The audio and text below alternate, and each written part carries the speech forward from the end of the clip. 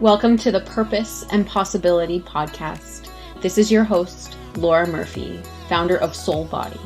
Join me for inspiring conversations with people who are living on purpose, living into their purpose, and who just might open you up to new and bigger possibility. Welcome back to the Purpose and Possibility podcast. This is your host, Laura Murphy. Before we begin, I want to acknowledge that the work that I do through Soul Body, which is the parent company of this podcast, takes place on the unceded and occupied territories of the coastal Salish people, including the territories of the Musqueam, Squamish, and Tsleil-Waututh nations. I highly encourage you to take a moment to reflect on and do some research on the land that you live and work.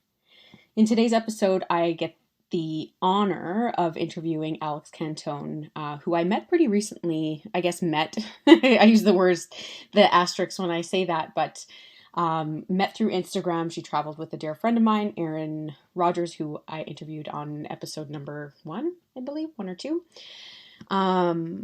Alex is very inspiring to me, and since following her, she has given me permission to look at life like an experiment, and I love that she does that. She has given me permission to pivot and to surrender and really embody who I am as a projector. And you're probably thinking, if you've never heard of human design, what the hell is she talking about when she says projector? So we dig into human design a little bit on this podcast. We don't go too much into detail about it, so I want to give you some information up front. And I'm also going to put some links in the show notes if you want to go deeper on this. So human design, it shows us how each of us is uniquely designed to thrive, and specifically around how we're designed to make decisions and communicate, and, shows us our natural strengths and how we get distracted from that. And it's really a system to show us how we're built and how we're here to best respond to the world. So if you're like, what the hell are you talking about? It is like the perfect combination between astrology, the Myers-Briggs test, like personality test, and the Enneagram. So if you've heard of any of those tests before, that kind of like give you a bit of a definition of who you are and how you maneuver through the world and how you communicate. Human design has opened up for me something special. Honestly, it has shown me how I work best in this world. And it has really enabled me to hone in on what my gifts are and really embrace that. And since discovering what it was in the last couple of years, I am able to really lean into my strengths when it comes to my business and when it comes to serving other people. And I also know when I am acting from a non-self or, out of alignment with who I'm here to be, which as a projector is showing up as bitter. Yes, I can be bitter sometimes. I know it's hard to believe. So very, very high level, there are 5 different types. Well, really technically 4 types, but 5 types, of, I guess, categories of people in the realm of human design. So there are generators, which make up about 70% of the population, and they are the life force of the planet. They're the builders. They're the hustlers. They're the ones who are really the life force of the planet. Then there are projectors who are like me. We are 20% of the population, and we are the seers. And we'll get into a bit more of what it is to be a projector on the podcast. There are manifestors, and no, that doesn't mean like you manifest a lot of things, but it means you're a fire starter. You're a natural initiator, and you're here to inform those around you of, decisions before they take actions. These are natural leaders. Reflectors are very resilient, and they reflect back to you. They take in a lot of energy and reflect back, and reflect that back out into the world. And then there's one called manifesting generators, and I'm not really sure what that is. So it's a bit of a combination of a manifestor and a generator. So that is like literally the extent of my knowledge on human design. I'm really good at knowing who I am, and I'm not really good at knowing about the other types. I will have someone else come on and we'll go really deep into what the strategy types are. If you're curious about human design, and I really, really suggest you dig into it because it's so interesting. And again, just like astrology and things like that, take for it what you will, leave what doesn't resonate.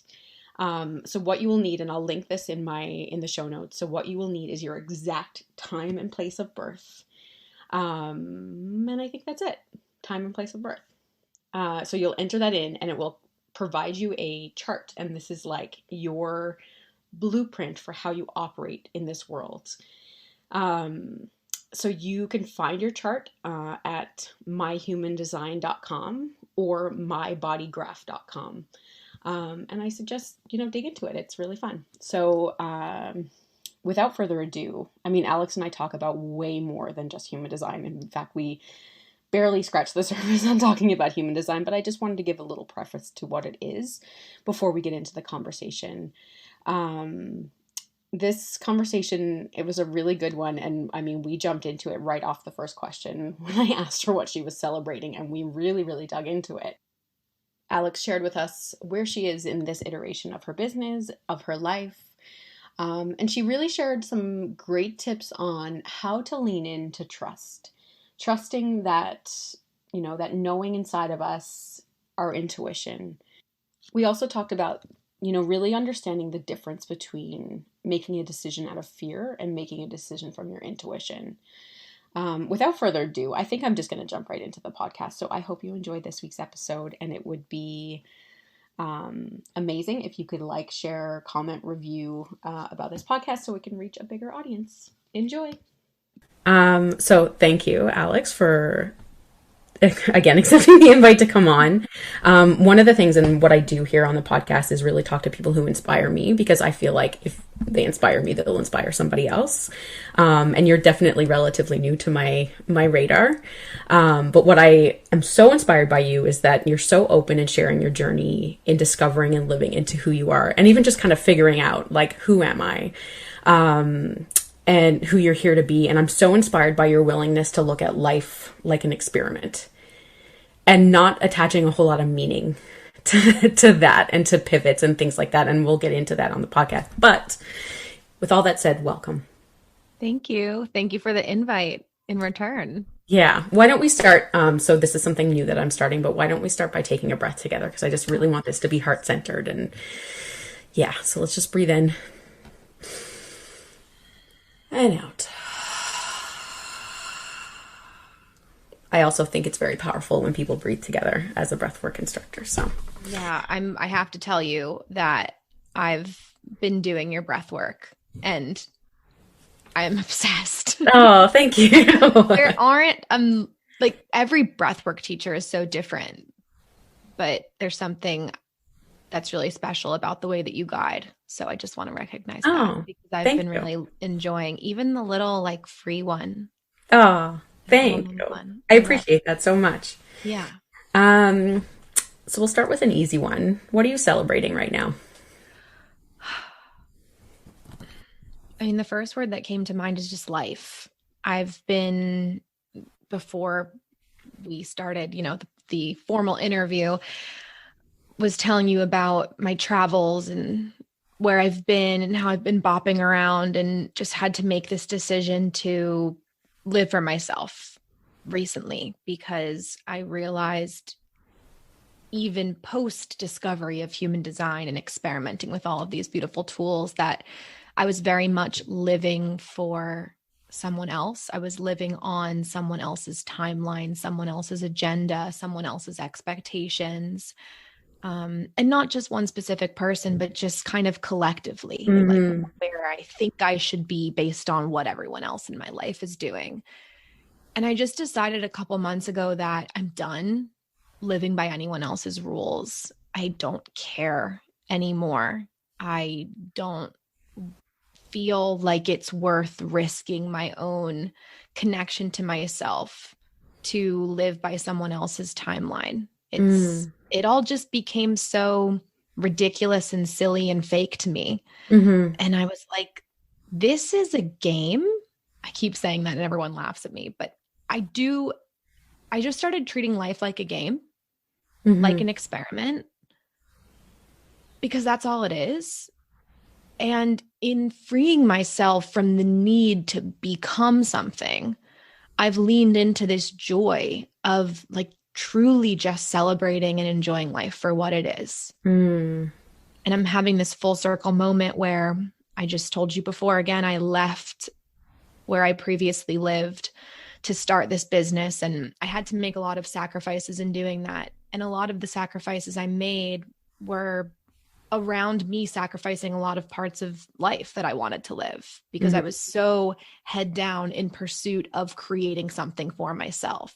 And I needed to do it in that way at the time. But now, after 2 years of doing this, I've realized that I've lost a lot of the magic Mm. that life just naturally offers. And the past few months have offered me the gift of having that again. So I'm just celebrating a full circle moment of now going back to where it all sort of started for me on my spiritual journey and being able to live in that location again and doing so in a way where I just get to enjoy my life there now Well, and without I'm sure worry. you're not even the same person as when you left. So even seeing it through new eyes is going to be so interesting. Yeah. Yeah. I think that's what's so cool about traveling and experiencing different places over time is each time you go back to somewhere, you truly see everything through a new lens. Hmm. And it's like all this beauty and all this magic and all this amazement of just things so simple, like going on a walk down my favorite street and seeing something beautiful that I didn't see before, Hmm. and finding these moments that are often overlooked because we're so consumed with whatever we're supposed to be doing. And it's just been like, I've been crying so much recently because I'm just looking around going, oh my God, this whole entire experience is like so beautiful. Hmm. And it's so simple. And that's all it is. And we complicate it. We complicate it so much. So much. And I just decided to stop caring and start living. Mm. And of course, like the human worries come up and where is the money going to come from? And when am I going to do this? And that's not absent. But my hope and my trust is able to override the Hmm. fear and the doubt and the confusion. And it's just this really cool thing to watch because I don't feel like I'm doing it. It's just I'm watching my body take charge and have that trust and develop that connection. And I go, wow, that was really cool that I could just I override that. how and I'm like skipping all the questions that I had to start the podcast, but you're giving me lots of juice here. Um, how do you build that trust? Because I know, the human issues never go away of like, I'm going to have to pay rent. I'm going to have to pay bills. I'm whatever. But how have you been able to lean into that trust? I mean, honestly, I'm not going to say it's so easy, but once you do develop the trust, it becomes easier. But I Hmm. think it's just starting with really little tiny things that don't hold a lot of risk, right? You're not going to start to develop trust in yourself by going, I'm going to trust that my $2,000 mortgage payment is going to be paid on its own next month, right? You start with something really little, Hmm. like I'm going to trust that a butterfly is going to flutter past me on my walk. And if you do these really little low risk things in your daily life, you start to realize how powerful you are. Hmm. And then you sort of stretch yourself like a rubber band a little bit each time. And suddenly that money is coming through and that other opportunity is coming in. And you don't even realize that all of these things are happening. And it's because you started to trust the little things. I think Hmm. that's where we get so caught up is we're like, well, how do I create or manifest or call in that really big thing? Well, you have to start in your comfort zone. Hmm. Like there's leaps and bounds we can make, but I'm also I'm probably the most like skeptical spiritual person ever, because I'm like, show me it. Don't, I'm not all talk. Like I'm not talking unless it works. Hmm. I'm never going to bullshit anyone Hmm. because I'm the biggest like seer of the bullshit. I'm like, I'm not bypassing anything. I need proof. And then I'll stretch that rubber band. So I Yeah. think it just comes from the little moments. And then you're like, if that little thing is happening, then you stretch your capacity over and over again. And then you realize you have all of this space. And it just begins to happen. Hmm. And I think a part of it is also being open to seeing it. And I think coming back to what you said, what you were celebrating at the very beginning is like just detaching from what everyone else expects to start living your own life. And then when you live your own life, you can open your eyes and actually just like see. So when you ask for the signs, instead of your brain being like, see, I told you this wasn't going to work, you can actually see it and receive it. Right. Right. And I think too, it's like not holding an expectation for how that thing is going to work, because that's where I've always let myself down, is when I'm attaching to controlling the way Mm. that the thing works out. That's when it doesn't happen. Mm-hmm. I just keep coming back to that present, keep coming back to that magic moment, keep coming back to just enjoying what is. And honestly, I'll just be completely candid here, because I just don't think it's worth like trying to act like I have it all together, because people just need to hear the Mm-hmm. honesty of it. Like, so the past couple of months in my business, I've actually made less money than I have in previous months. Like, because I made a huge transition and I made these choices. And I was talking with a friend recently, and we're kind of going through the same thing, because what I noticed was that I had figured out like the algorithm on Instagram and the formula and the way to do all these things to generate the income that I would need to cover the bases. And then I realized that I was burning myself out by doing that. And I Mm-hmm. was like, wait a minute. Okay, I have the dream business, the dream job, the dream career, but I still don't feel good. So what do I need to do? And in sitting with it and sitting with it and sitting with it, the thing that just kept coming through was like using money as a distraction Mm-hmm. away from your ability to really listen within, and basically like talking to spirit, talking to whoever you want to say I'm talking to, and just hearing like, we need to kind of strip you of your resources just for the time being, so that you can create a little bit of drive to go in the way that is correct for you. Mm-hmm. And And it's I think that's really interesting, actually. Sorry to Mhm. cut you off, but No, go ahead. after having gone through a really serious burnout from like attaining the dream job that I always thought I wanted Hmm. and like fully burning out, my belief around burnout is it's a redirect. It's Yep. like it's here to show you something isn't in alignment and you can keep burning and like see where that takes you, or you can pause and actually do something that's in alignment with your heart. Yeah. Yeah. Yeah, absolutely. Like, it's such a good point, because that's what it got to, where I'm like, do I even like these offerings? Do I even like what I'm doing to make money?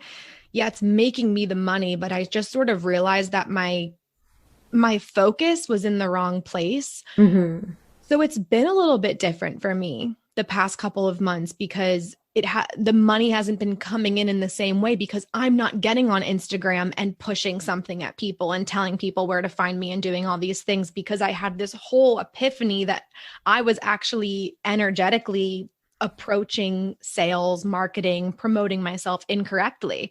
So I'm Mm-hmm. like, I need to withdraw to get really quiet about what this all means, because I am determined and I truly wholeheartedly believe that I will far exceed the amount of money that I created and made doing it the wrong way. Like, I'll make so much more money doing it the right way, Mm-hmm. than I did the wrong way. But sometimes we need that moment of pause to get clear on what our intention is behind what we're creating. So Mm-hmm. it forced me into this place where I no longer was creating based off needing resources, but creating so that I'm not burning out, like creating in a way that the creation fuels my own process. So that's not the way that things are circulating. I don't know if that makes sense, because I'm still Yeah. kind of wrapping my head around it. Um, anyway, but I'm talking to this friend and I'm like, you know, I I just feel like this is such a beautiful opportunity. And as much as there's fear and doubt and confusion, and if you looked at statements and the way that things have gone, and you go on my Stripe account and you see like the way that things are going down, you would be afraid from a logical, practical lens, Mm-hmm. because you're like, this isn't working. But I'm just holding this trust that it's like the calm before the storm. And I Mm-hmm. keep saying it, and everyone around me keeps saying it, is like, you're shifting, your energy has shifted. I can tell that you're showing up differently. It feels so much better. You feel super aligned. And I feel like I'm in that moment where you're kind of like creeping up to the point before the roller coaster goes down, Mm-hmm. when you're in anticipation of something happening, and I'm getting all of my ducks in a row, and it's requiring the deepest amount of trust that I've ever had to cultivate before. And Mm-hmm. it's the scariest shit in the world because I'm making major life transitions right now. I'm moving across the country. I'm making, investments in things in myself that require finances. Yeah. And every single thing has just happened coming out of nowhere. Like I can't even describe to you where money, opportunities, random things have been coming just because all I'm doing is leaning into trust Mm. and sitting with the fear when it comes rather than acting on the fear when it comes out Mm. of an impulse. I don't know if that like answers your Yeah. question or what the I'm question like, even was, but it's great. it's the whole thing. It's about trust. And trust doesn't mean it's like butterflies and rainbows all the time. It's just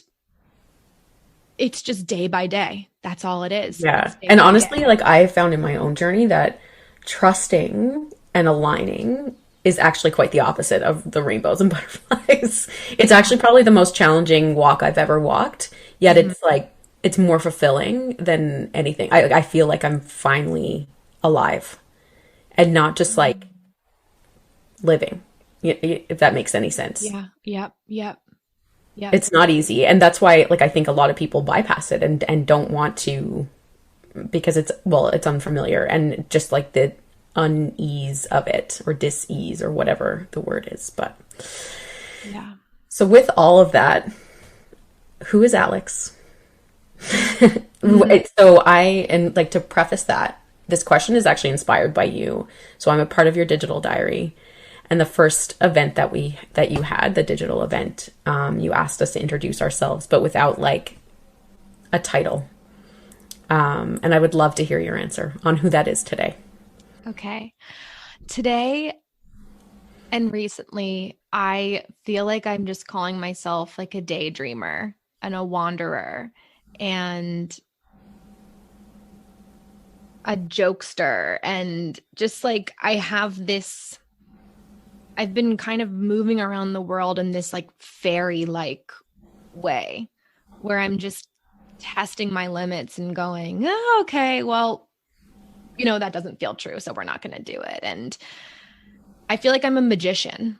I feel like recently I've just been leaning into this role of magician because a magician sort of defies odds and creates illusions, and maybe not even creates illusions, but plays into the illusion. Mm-hmm. And not in a way that deceives people, but in a way that challenges them to think about a new way of doing, of seeing, of being, of behaving. Mm-hmm. And yeah, it's a silly answer, but it's like, that's just how I feel. I feel like I'm just this like jokester going around throwing magic all over the place and being like, haha, you thought you had to do it that way, but you actually don't. Like, look how much easier it can be. And it's true what you said, like the alignment and the trust is such a challenge. Mm-hmm. But what's on the other side of that is magic. And that's it. Yeah. And it's just so much fun recently to be daydreaming into limitless possibilities that are available to me while simultaneously enjoying exactly what is. Mm-hmm. To hold those two things at once is a really cool experience. And it allows us to play into all of these different aspects of self without having to label ourselves as like, I am a human design reader who does Mm-hmm. X, Y, and Z. Like, I don't even like when people really ask me what I do because I'm like, I honestly just want to live. Yeah. I'm just me. I'm just me. I'm just living. Yeah. Yeah. I would love to hear, so in watching your journey and even hearing what you say, and one of the things that, inspires me is your willingness to pivot when something doesn't feel right. And I think one of the most common questions that I get in like the business coaching that I do is how to tell the difference between making a decision out of fear and making a decision aligning with your intuition.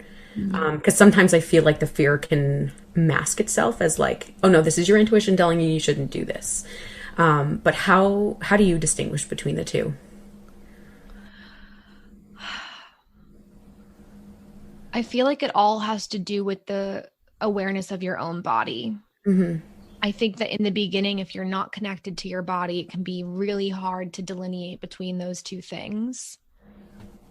But once you're tapped in and once you're committed to really breathing into your body, and I don't mean like, let me center myself in my thinking brain and consider what these options are, but like really just taking the awareness from here and dropping it down. And sometimes I do that. And if you're listening, just like what I'm doing is like taking my hands and just taking them from where the chatter and everything is usually happening and just bringing it down to that place in that center core of my being. And just asking myself, is this real? And you'll just get a simple yes or no. And like, as much as you want to convince yourself otherwise, your body always knows what's correct and incorrect. I know that that wasn't something that I was able to do in the beginning of my journey, and that wouldn't have made sense to me. So it's really kind of challenging, I find, to explain these types of things now, because I just have this relationship with my body where I really get it.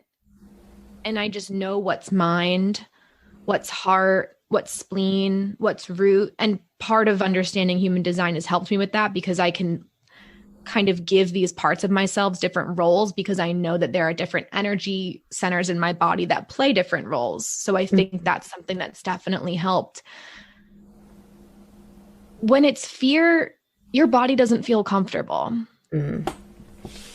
You know, you can feel yourself tensing up and contracting, and you aren't able to expand in your breath and in your heart. And when it's intuition, it's a lighter feeling. It's a lighter path. It's a core, deep knowing. And it's like an unshakable, yeah. I think that's the difference, I guess, because I don't, I guess it's just the way your body feels. Yeah, that's great. So you've touched on human design a few times, and I would love for you to give, and you don't have to go like take this as deep or as narrow as you want. For someone hearing the word human design for the first time, what is it? What does it mean? What does that entail? Basically, human design offers your body, soul, mind, a roadmap for how to understand your aura and how it communicates with the world. So whenever I'm describing it to someone who's new, I don't go into like the history of human design and where it comes from and this and that. You can research that if you want to. But ultimately, your unconscious and conscious mind body merged to create the holistic you, right? Your soul is on a mission, and your body is the vehicle that is here to live out and complete that mission. Combined is your human design. And what your human design offers is the roadmap for the way to manage your energy and go about the world on a daily basis that allows your soul to live out that mission in its fullest expression. So all human design offers you is really a tool to remember what that mission is, so that each and every day you can wake up and apply these really basic energetic concepts and shifts that typically go against the ways in which you've been programmed and conditioned to act and behave and move through the world, and tells you, hey, your mind, that thing that has to think through things and rationalize things, that's actually not the ruler of your body. What it really is just one of the ways in which it conceptualizes. And that's just a role that it plays. But there are all of these other aspects of yourself that play critical roles in how you move through the world, how you make decisions, how you interact with people, how you enter new situations, what you say yes to in life. And it just offers you that toolbox for how to determine what is correct and what to say yes to Mm-hmm. based on how you can manage your own energetic space. Mm-hmm. Yeah, it's been so interesting. In so I'm a projector, and there's like five different. I don't know what they're called. Like not personalities, but like, is it a Aura fourth? types. Yeah, Yeah. so five different types. And when I found out I was a projector, one, I was disappointed. But it also like it felt like everything made sense because I don't work like other people. I can be very focused for a short amount of time, but the idea of hustling, like my body has a visceral reaction to the like 12-hour hustle, Mm-hmm. and things like that. And I always thought there was something wrong with me. Like, how come I can't do that? And and like, I know that is just like one aspect of human design. But when like started to kind of discover what being a projector meant, I'm like, oh, I've been like working against who I'm actually like physically and spiritually designed to be. And no wonder it takes such a toll on me and not on someone who is a different type. Yeah. It's been so interesting. And selfishly, I also wanted to have you on the podcast because you're also a projector. And I've been very inspired by watching you live into that. And like, because I find with these things and these systems, I get the concepts. But then when it comes to application, I struggle. So even just like listening to your podcast and, you know, seeing you go deep on explaining this is what it is to live as a projector and how it applies to your life, how it applies to your business and how you maneuver through life. I just find it's been so interesting. Where would you suggest someone start in just like, they find out like what they are, then what? I would suggest that once you find out what type you are and you confirm your birth time and that Mm-hmm. everything is accurate, you start to think about what your initial reaction is to that information. So you were like disappointed.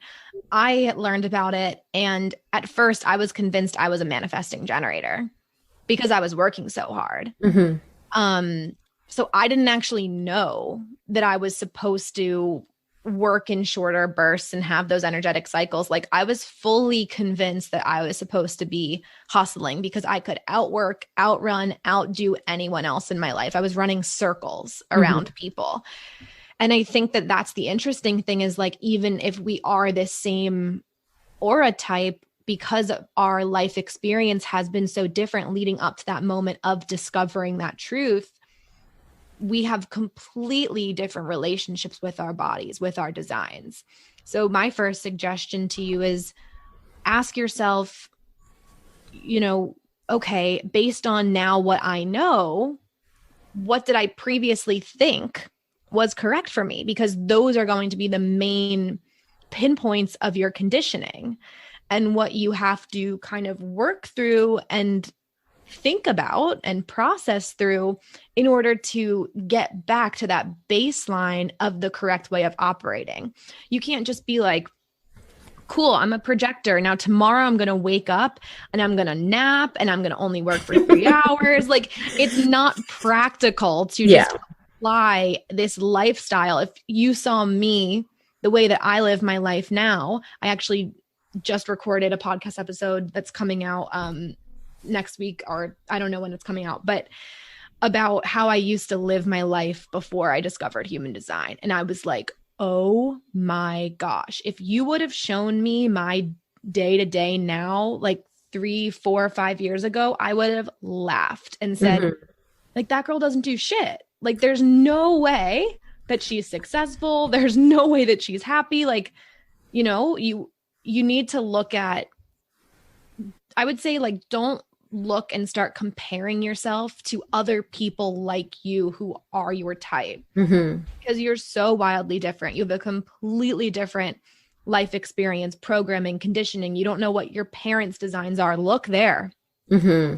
Look at your run your parents' charts if you can get your hands on their birth times, and then see, oh, I was conditioned by a generator and a manifester. Huh, look at that. I thought I was a manifesting generator. Like, clicking, putting those two and two together, that's my reality. Mm-hmm. And that was probably the most eye-opening thing, was realizing how my parents were parenting me based on what they lacked, which was being parented according to their correctness. So all Hmm. they do is project onto you how they wished to have been parented, and it's just how they wish to be parented. And then Hmm. you realize, okay, that's why, Hmm. because it's not they were doing anything wrong. They weren't torturing me by not parenting me correctly according to my energetics. They didn't know.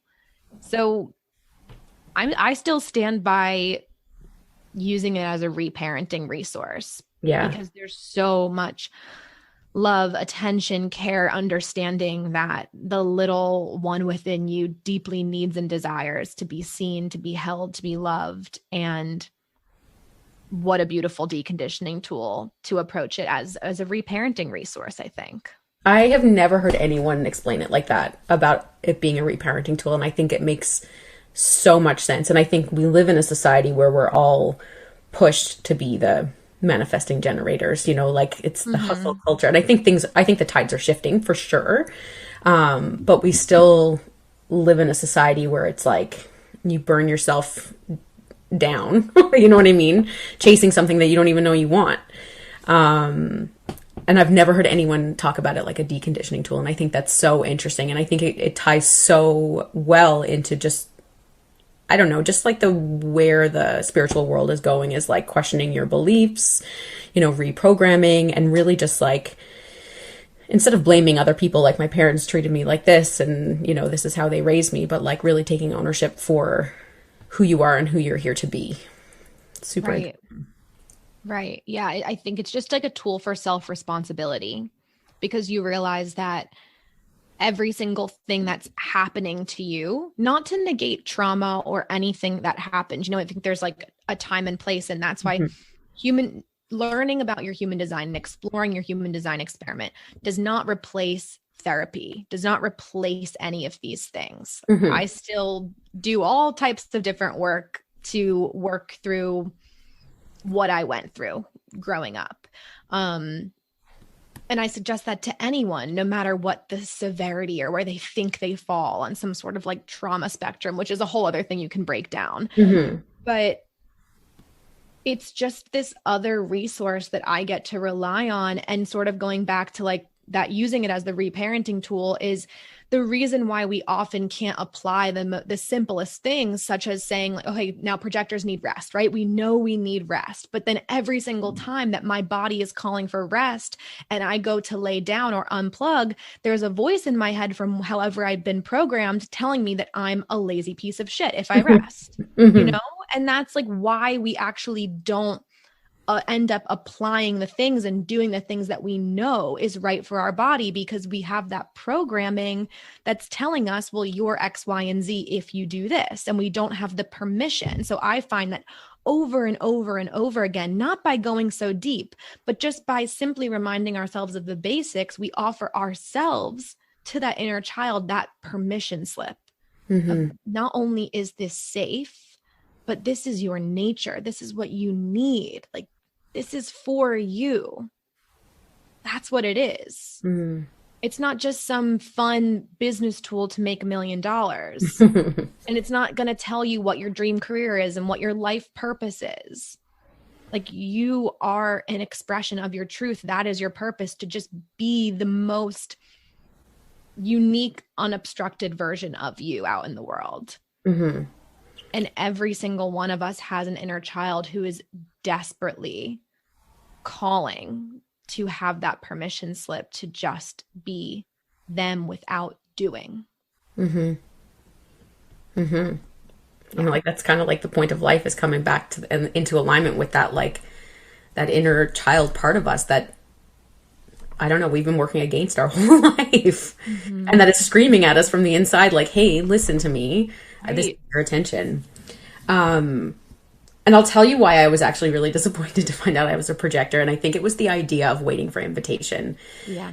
Because it was, I guess, like really early on in my journey with entrepreneurship. And I was like, so you're telling me I just have to like wait. I have to wait for someone to come to me. Like this went against everything that I had learned in business. But what I'm learning that means to me is not that I have to wait, is that I still have to show up, but I have to show up and be myself more than I've ever been. And I have to create the space.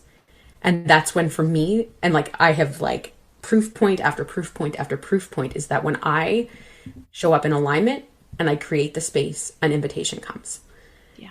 But like it took me 2 years to understand that. Otherwise, I was like, I'm dead below the waist because none of my centers are filled in, or below the neck because nothing is filled in, and I have to sit around and wait for an invitation. It just didn't make logical sense to me, and that's why I was resisting being a projector at the start. So Yeah, it can be so disempowering yeah. to just because, and I think that the only thing is it's because we're programmed with language, right? Because like language is the most programmed thing. Mm-hmm. Besides food, I think food holds the biggest, the most conditioning because it's something we can actually consume. Mm-hmm. I would argue to say that words are the same. Like we're programmed with meanings of words. Mm-hmm. So a word like wait is often something that we're told as kids that we need to, right? It's like a way that we're told no, Mm-hmm. you can wait, or we can't have it right now, or no, or just straight up no. And that all kind of falls within that same realm of like a no. So Mm-hmm. when we hear wait, I think it activates that inner kid within us who was told no so many Yeah. times or left out.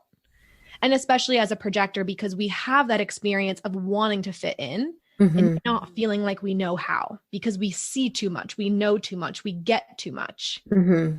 And it's almost like we're too smart for our own good sometimes because we see and feel everything so deeply. And you're like, is no one else seeing this? Why is everyone else just acting like a kid? Like I'm not. That I never understood that. I always felt like I was an adult in a kid body, just playing kid. That's a whole other thing I could talk forever about, but I'm like, when do I unpack that one? But that's, I think the thing is, it's programmed, the whole waiting for the invitation. I'm like, I just feel like a little kid again, being told that I can't have like dessert before I eat dinner, or, Mm-hmm. something so silly that felt like, why is this a rule? Why is this a rule? I don't want to follow this rule. And Yeah. then once we kind of deprogram or evaluate the programming behind those words that create that debilitating feeling within our body, we start to realize that the word in itself is not inherently negative. Mm-hmm. We've just attached a meaning to it that has given it this charge that feels super disempowering. Mm-hmm. It's actually the most empowering thing because we're waiting to lean into those who deeply see and recognize us. Mm-hmm. So waiting and protecting your energy is the most empowering thing you could possibly do for yourself as a projector, because it means that you're not giving yourself away to everyone. Mm-hmm. And once you reframe that, you're like, hell yeah, I'm waiting, because no one deserves me. Like not everyone deserves my time, my energy, my attention, my guidance. I wait for the correct people, places, and opportunities to present themselves so that I am the decider of what I say yes to. Mm-hmm. And once you flip the switch on that, you're like, I just had this different view on what waiting meant. Mm-hmm. But it is presented, I believe. I don't know who started it, but it did feel like human design was presented in a way towards projectors. It's like one of those chicken or the egg situations. Like, was it the person who presented the information, or is it our perception and understanding of the word and the concept itself in some sort of like fabrication that we all created because we have this collective awareness towards the word? Mm-hmm. Or something even something in between. Or something in between, right? Or a combination. Because I just find that it's almost like too much of a coincidence how many projectors come to me after listening to the podcast and they're like, thank you for being a voice of positivity and empowerment in projectors in this space, because I don't find that often. Mm-hmm. And that of course makes me feel good to hear that, but then it also concerns me because I'm like, well, excuse me, how are other people presenting the information then? And that's exactly why I kind of started zoning into projectors, because I was like, we need a new voice here. We need a fresh perspective here. Mm-hmm. And I believe that projectors are here to be the new paradigm leaders. So I want to give everyone a leg up by kind of being like, hey, I took this messy path. let me give you the shortcut and make it easier for you, but you still have to go through your own experience too. Hmm. Yeah, and it's been also interesting, and it was, our mutual friend Erin that kind of showed me that we're able to see things differently than people. It's like I sometimes feel like in my coaching world, I feel like I can see it from the 35,000 foot level. Yep. Yet when they're operating at the like 10,000 foot level. So I'm like, I can see the zoomed out view. And I never realized that this was unique to me until like I was talking to Erin about something and I was just like, well, you just do it like this. And she's like, what? That doesn't come naturally to me. And I'm like, what do you mean? I thought everyone knew that this is how it is. And she's like, no, this is the perspective that you can bring. And I think it's been really interesting in just like leaning into those gifts rather than seeing like having to wait and like, like the what we've been taught was like kind of not the negative, but like the challenging part of being a projector. It's like, oh, I actually have gifts that no one else has. Yeah. And really just like leaning into that. And I feel like as a projector, I'm able to see people's potential Yeah. in a way that they don't. And it's been really beautiful. And even in breath work, like I can see something. And I don't even know what the word is that I can see. It's just like this moment of when they can see themselves fully. And I'm getting like teary even just like thinking about that.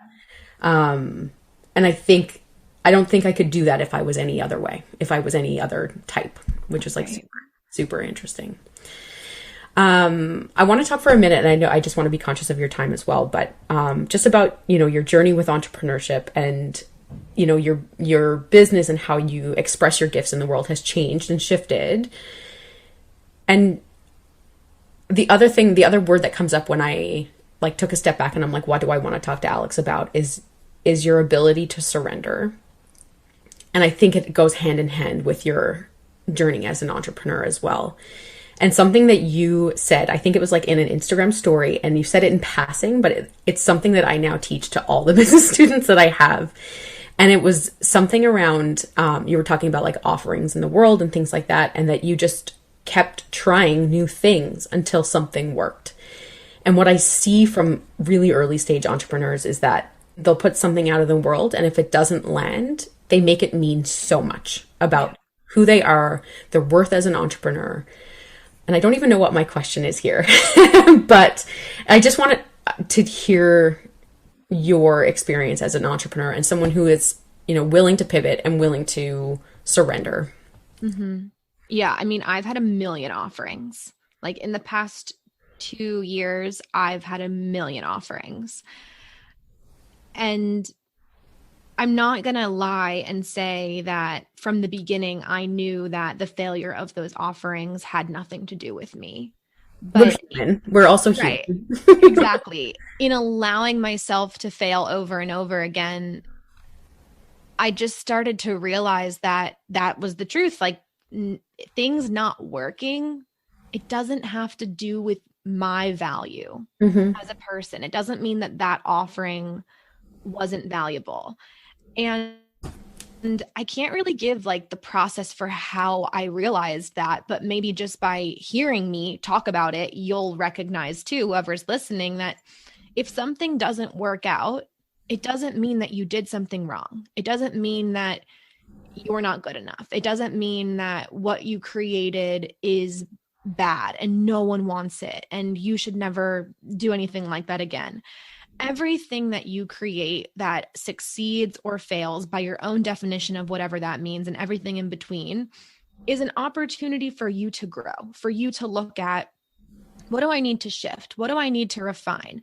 Because the bottom line is everything that you create in your life needs to be first and foremost supportive for your energy and sustainable for your energy. So if Hmm. you create a beautiful offering that is this like 8-week group coaching program, and you recognize week 2 that you're like, fuck this, I don't want to show up for the next 6 weeks, right?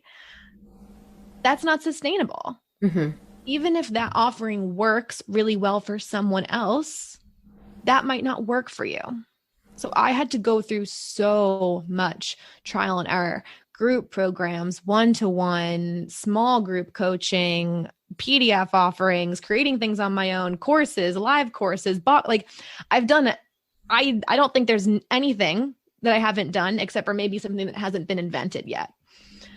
And I just realized like it's not worth creating something that I don't 100% know is going to support me. And when it doesn't, I give myself full permission every single time to switch, to end it, to cut ties. Of course, there's some things like, again, like if you do a 6-week or an 8-week coaching program, you're 2 weeks in, you have 6 sessions left. What do you do then? Mm-hmm. But my kind of argument to that is even when we do make a commitment or a promise to ourselves, to other people, to whoever we're making promises to, anyone who's a part of what you're doing, I believe, would rather see you honor yourself and would be inspired by that Mm-hmm. than they would be glad that you're holding up the end of your bargain of a promise that doesn't actually fulfill you or them. Because anything that you're doing that doesn't actually serve and sustain your energy, that frequency is going to be transmitted into what you're creating. So once I realized that everything we're doing is just a product of our own frequency, Mm-hmm. I stopped taking what I was creating so lightly and started to recognize that I need to be in ultimate alignment and feel completely centered in my heart and certain and trustworthy of this thing in order to present it to the world. Because if I even have this little glimmer of doubt, even if people don't see that because I'm masking it, they're going to feel it in the frequency that's being transmitted in this offering. Mm-hmm. Same thing if you're going into a breathwork session, and it's one thing to have like fear and doubt and the human emotions of, oh, I don't know, this is my first time doing it and I'm kind of scared. Like that's different than you going into breathwork and being like, I'm worthless. No one's going to get anything from this. This is going to suck. Like, I feel really shitty. You know, like when we've been rescheduling this podcast episode so many times because one of us hasn't felt aligned. Mm-hmm. And we knew that I would rather message you 5 minutes before and go, you know what? It's just, I'm not feeling it today. Like Yeah. I'd rather cancel something last minute and honor my own energy than fulfill something just because I made a promise. I really don't. My whole rule is I don't make promises to anyone. And Mm-hmm. any promises that I do make, I give myself full permission to break them. Mm-hmm. Because my energetic alignment is far more important than anyone else being disappointed in me based off of some projection or expectation they had for how I was going to shape their life. Mm-hmm. That's their responsibility if they're disappointed, not mine. Mm-hmm. I couldn't agree more with like the energy that you show up with is like,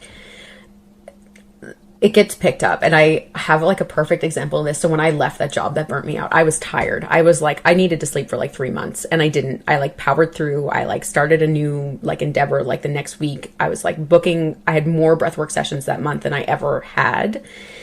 And I was just exhausted. And I showed up to a breathwork session and this never happens, but I had 3 people fall asleep during breathwork. And like, it's normal to fall asleep during breathwork, especially when it's in the evening. But I was just like, what is happening? And I was like, oh, they're reflecting my energy because I went into it exhausted. And like, I know that's like a very simple example, but literally I had 3 people fall asleep that I had to wait around and like tap on the mic just to get them to wake up before I signed off. And I'm like, oh, they are feeding into the energy that I am bringing to this. And this wasn't in alignment for me. So they didn't get what they needed and I didn't give what I needed. So I think you made a beautiful point in that, you know, first and foremost, come into alignment with your own heart.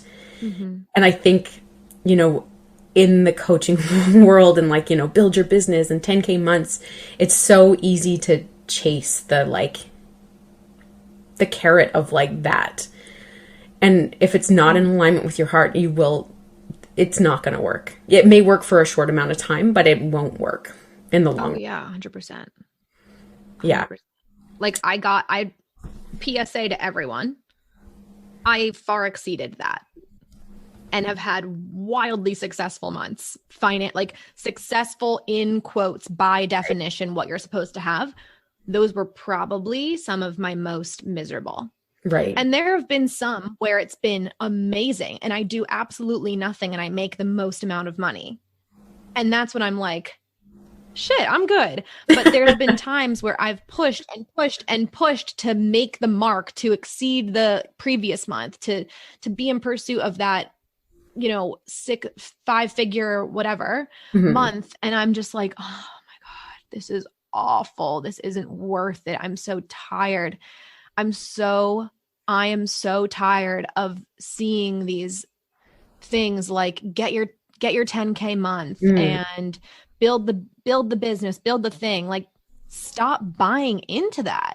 Hmm. Take a step back. We talked about some really valuable things on the podcast, and I'm going to get a little fired up here because I just think it's important to hear a different perspective. Like, we talked about feeling into fear versus feeling into intuition. When you get that, it's one thing to be inspired by someone and to Hmm. be expanded by someone and to go, oh my God, they made $150,000 in a month. Like, I can do that. That's amazing. I will do that. But I'm not going to follow their formula. I'm going to do it my own way. Hmm. So if you're being like bombarded by whoever you're following or whatever you're exposed to around, do the 10K thing and here, get this secret formula to like creating the ultimate business structure and strategy for yourself. If you feel that contracting and that like, oh, I'm so scared, I have to do this, like I want to create this, just sit with yourself Hmm. and evaluate if it's worth it. Because And the I think that money, also comes back to something you said about like being in your body. right. And I think it's the discerning between when is the contraction and when is the expansion. Yeah. We know when it's fearful energy because it's like, Mm-hmm. it's fast energy. It's like, blah, blah, blah, blah, like Mm-hmm. I call it heady. Like I feel like it's like chaotic, heady Mm-hmm. energy. And that's how I know. I'm like, okay, no, this is a fear-based thought or Mm-hmm. I'm chasing this because like there's something I'm fearful of. Yep. So it's like taking the breath, creating the breathing room, coming into your body. Yeah. Yeah. Oh, so I have some rapid fire questions. I could keep like I could feed off of this. I can keep Oh, going. I could always talk forever. I mean, So I have some rapid fire questions. What is your heart asking for more of? love. Oh, Yeah. Just love for myself, love, but mostly receiving love from others. Yeah. beautiful. Beautiful. What makes you feel the most alive? Laughter. What does purpose mean to you? It just means being you, just truth, just saying what's on your heart every single time, no matter how uncomfortable it makes you feel. What is your biggest hope for the collective? This might not be rapid fire. I think it's a bit of a loaded question, but what is your biggest hope for the collective right now? That we break free, honestly, that we open our eyes, take responsibility for ourselves, our actions, our behavior, and we break free and recognize that the only reason why things are the way we are is because we are perpetuators of it. And to keep blaming and pointing fingers and throwing it on the responsibility of the other side of whatever you disagree with is just further perpetuating the problem, the separation, the polarity, and to take responsibility and to break free and to decide to learn how to make decisions and speak for yourself and what you believe in, even if it doesn't even fall on a side or a general consensus or opinion, is the most powerful thing you can do because it shows that you're an individual Yeah. with a free way of seeing, thinking, and believing. What possibility are you opening yourself up to? Being financially abundant, abundant in love, abundant in joy, just simply by being a living, breathing expression of myself.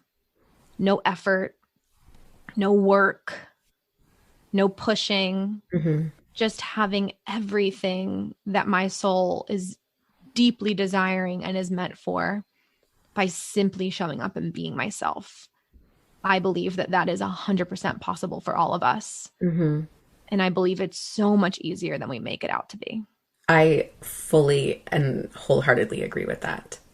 Is there anything else that you want people to know that we haven't touched on today? Just start to ask yourself questions. I would say that a lot of us, there's nothing wrong with leaning on others for support and to, cherry pick answers from other people just to get a different perspective. But when you have a question, you have a deep inquiry, sit with yourself first. There's no one else who has a better answer for you than you do for yourself. You know so much more, and you are capable of everything beyond your wildest imagination. There's no one who's more special, smarter, more capable of what you're meant to do than you. Mm-hmm. And I think if more people start to recognize how powerful, how magical, and how connected they're able to be just by simply being curious about what they have to say, that we'll stop idolizing people. Mm-hmm. And we'll just realize that we're all the same consciousness, just expressing in different forms. Yeah. And we'll even out the playing field, because there's no room anymore for idolizing and role models in an old paradigm sense. It's just each person has such beautiful qualities and innate capabilities. And I believe that every single person has the ability to step into and express those in the fullest form to create whatever it is that they're meant for in this life. Amazing.